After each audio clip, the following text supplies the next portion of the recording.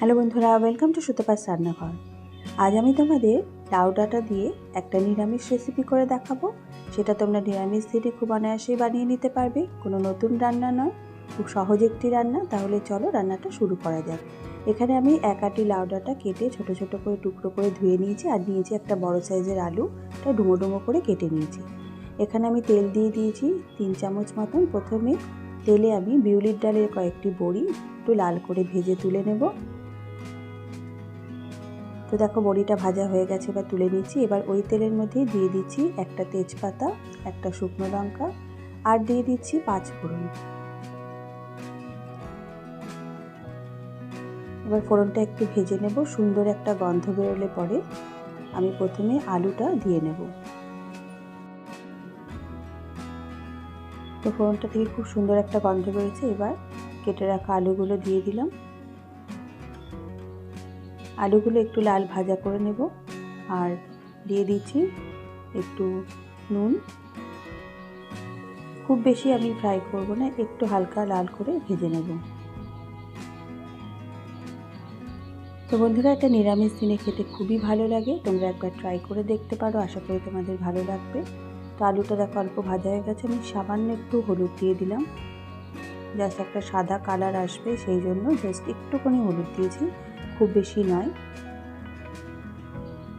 তোমরা যারা আমার চ্যানেলে নতুন বন্ধু আছো, অবশ্যই আমার চ্যানেলটাকে সাবস্ক্রাইব করে দিয়ে পাশে থাকার অনুরোধ রইল। আর রেসিপিগুলো ভালো লাগলে একটা লাইক, শেয়ার, কমেন্ট করতে ভুলো না। আলুটা ভাজা হয়ে গেছে, এবার আমি দিয়ে দিচ্ছি লাউ শাকগুলো। ডাঁটা আর পাতা আমি একবারেই দিয়ে দিলাম। সবগুলো দিয়ে এবার ওপর থেকে আমি একটু পরিমাণ মতো নুন দিয়ে দিচ্ছি। তোমরা চাইলে একটু পরেও দিতে পারো, কারণ শাকগুলো কিন্তু অনেকটাই মজে যাবে, সেই জন্য আমি আরও নুনটা দিলাম। তোমরা চাইলে পরেও দিতে পারো, অনেকেই আন্দাজ করতে পারে না, সেই জন্য বললাম। তো এবার আমি একটু ঢাকা দিয়ে দেবো যাতে শাক থেকে জলটা ছেড়ে দেয়। তো ততক্ষণ একটা মশলা বানিয়ে নেব। এখানে আমি নিয়ে নিচ্ছি 4 চামচ পোস্ত। প্রথমে একটু শুকনো খোলায় গুঁড়িয়ে নিলাম পোস্তটা। এবার দিয়ে দিচ্ছি 8-10টা কাঁচা লঙ্কা, ঝালটা তোমরা তোমাদের পছন্দ মতন দেবে। এবার অল্প একটু জল দিয়ে একটা পেস্ট বানিয়ে নেব। এবার ঢাকনা খুলে দেখে নিচ্ছি, দেখো কতটা জল বেরিয়েছে। আলাদা করে কিন্তু জল দেবার কোনো দরকার নেই, এই জলেই কিন্তু ডাঁটাগুলো সেদ্ধ হয়ে যাবে। এবার আমি তেজপাতাটা তুলে ফেলে দিলাম। এবার একটু ভালো করে নাড়া দিয়ে দেবো, দিয়ে আবারও খানিকক্ষণের জন্য একটু ঢাকা দিয়ে দেবো।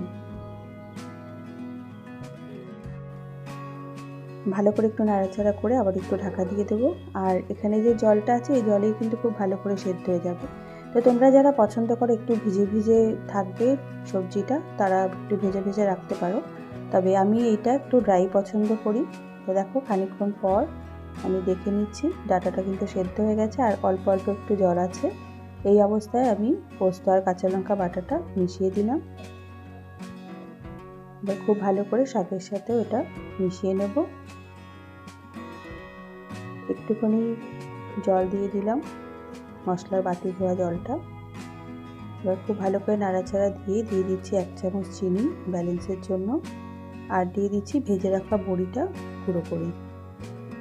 ব্যাস, আর কিছুই দেওয়ার নেই। খুব ভালো করে এবার নাড়া দিয়ে 5 থেকে 7 মিনিট পর কিন্তু নামিয়ে দেবো। পোস্ত দিয়ে বেশিক্ষণ রান্না করার দরকার নেই বন্ধুরা, তাহলে কিন্তু পোস্তর স্বাদটা নষ্ট হয়ে যায়। তো দেখো 5 থেকে 7 মিনিট পর আমি নামিয়ে দিয়েছি। তো আশা করি আমার আজকের ভিডিওটি তোমাদের ভালো লেগেছে। যদি ভালো লেগে থাকে অবশ্যই একটা লাইক, শেয়ার, কমেন্ট করে দিও। আর যারা নতুন বন্ধু আছে তারা সাবস্ক্রাইব করে আমার পাশে থাকতে ভুলো না। তাহলে আজ এই পর্যন্তই, দেখা হবে আগামী পর্বে নতুন একটি রেসিপির সাথে। তোমরা ভালো থেকো, সুস্থ থেকো, ধন্যবাদ।